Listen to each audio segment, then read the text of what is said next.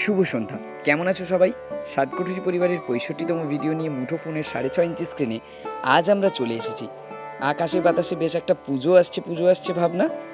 আজ থেকে তাই তোমাদের পছন্দের কুকিং ডেস্টিনেশনে শুরু হচ্ছে শারদীয়া রেসিপির সিরিজ। বেশ কিছু জিভে জ্বলানা রেসিপি নিয়ে আমরা আসছি। তোমরা দেখবে তো? শুধু দেখলেই শেষ নয়, কিন্তু বানাতেও হবে আর কমেন্টও করতে হবে কেমন লাগলো তোমাদের।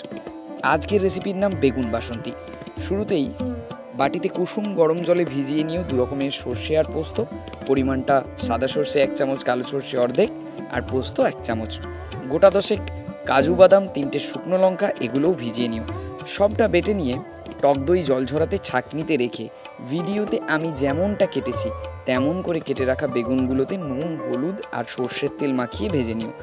90% সেদ্ধ হয়ে এলেই বেগুনগুলো তুলে নিয়ে ওই তেলে কালো জিরে আর কাঁচা লঙ্কা ফোড়ন দাও।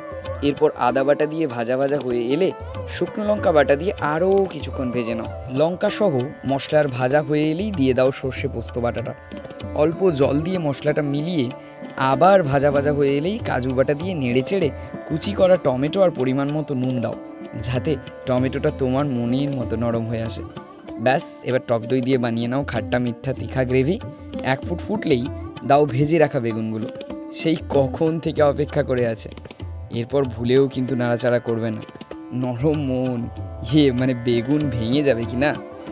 এইভাবে একটু একটু করে গ্রেভি তুলে মন ভরিয়ে দাও, বেগুন ভরিয়ে দাও।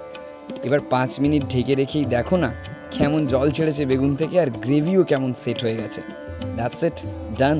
এবার নিরামিষ রান্নার সব থেকে বড় বন্ধুদের ডেকে নাও, ওই যে যারা ঘটক হয় আর কি, বুঝলে না? আরে বাবা, ঘি আর ধনেপাতা। ফিরে আসছি আবারও এক অনন্য রেসিপি নিয়ে তোমাদের গরম পাতে। ততক্ষণ স্বাদে থেকো। আল্লাহ।